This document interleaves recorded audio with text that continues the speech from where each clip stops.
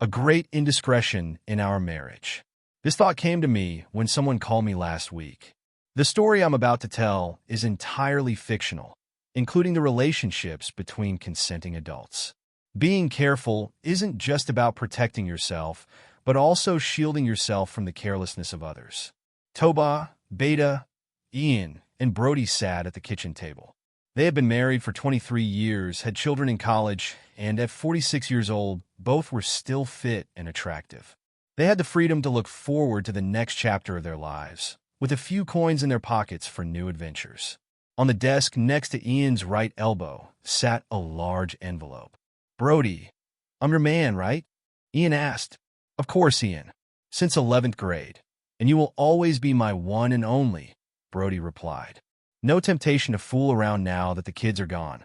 "You look beautiful," Ian said, smiling. "I can see other guys looking at you." "Don't be ridiculous," Brody responded. "With you, I have everything I want and more." "Why are you asking such a question? You haven't found someone else, have you?" "No way. I'm a one-lover man, and you've always been my one and only," Ian assured her. "Well then, lad, why don't we leave it at that?" Brody said. "Take me upstairs and show me how much you appreciate your woman." "Perhaps, my love," Ian replied. "But first, could you scroll back through your call history? Have you done so in the last week?" "Only if I'm looking for a number I can't remember," Brody said. "Otherwise, not likely." "Why do you ask?"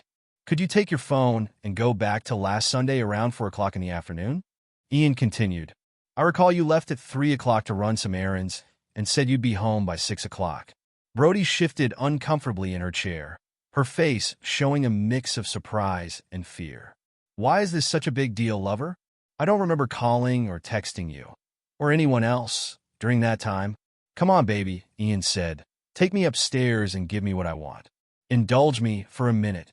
"Okay, but you're not setting yourself up for a passionate night," Brody said with a small laugh. "It's more like dousing a hot fire with water to put out the flames." Brody reluctantly grabbed her phone and began scrolling through her call history. Suddenly, she gasped. "Oh no," she whispered, barely audible. "I assume you saw my call," Ian said, his voice steady. "It lasted 28 minutes and 14 seconds. As it turned out, it was the longest 28 minutes of my life." Brody sat frozen, a sinking feeling taking over her. "I don't know if you're familiar with the term, kicking ass, honey," Ian continued, "but that's exactly what you did when you had sex with your boss." At first, Brody had been so caught off guard that she just sat there, listening in shock. After a moment, it dawned on her that recording the conversation might have been a good idea. Her eyes widened with fear as she realized that her comfortable, smug little world might be about to come crashing down. "Please no, Ian," Brody pleaded. "Let me explain." "Shoo, honey, let's just listen for a few minutes. I think you can handle it since I've endured this whole episode." Ian placed the phone on the table and pressed the play button. For a moment, there was a muffled, gurgling sound. Then voices came through clearly. "Make love to me, Brody." Tears welled in Brody's eyes as the recording played. For the next few minutes, the sounds were the same, but then the rhythm changed. "Come on, baby. Lie on your back and let me do what you want." Gasps and heavy breathing followed. The unmistakable sounds of undressing soon filled the air. "How much time do you have, Brody? I want to make love to you all day. When did you tell your little hubby you were coming home?" "Don't worry, kid. I won't be back until 6, and he trusts me completely. He has no idea how well his loving wife is getting love from her swaggering boss. I love having sex in your car. It's so dirty. Come on, big boy, make love to me." I can't believe he's so naive. We've been doing this for 3 years, and he still doesn't get it. I know how to keep him in place, lover. He'll never know. The cheater's whispers continued as they shifted positions. Ian decided that was enough. He turned off the phone and looked at Brody. "Well, my dear, it looks like we won't be going upstairs today, or ever again." Brody sobbed, trying to find the words, but they wouldn't come. "Come on, Brody, don't worry. Like you said, it's Keith's body, not mine. Obviously, you want him to be your lover, not me. No need to cry." Brody took a shaky breath, staring at her husband, the weight of the situation sinking in. "No, Ian, I love you. I just said it at the time.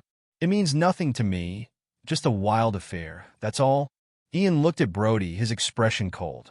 "Well, my wife," he he said, his voice firm. I don't think 3 years of outright betrayal can be considered just an affair.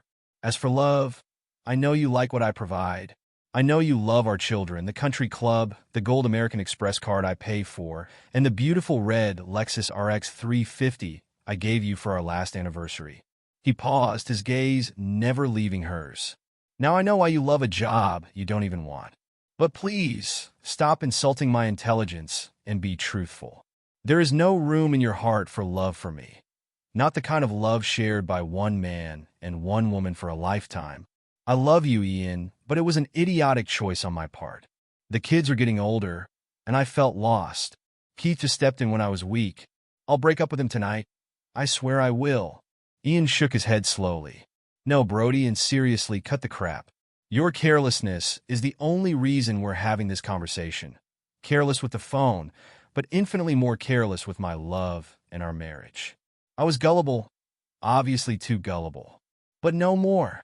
Now, I will only proceed with extreme caution when it comes to you. Finishing his remarks, he placed an envelope on the table. What's this? Brody recoiled, as if it were a poisonous snake. It's my first step toward caution.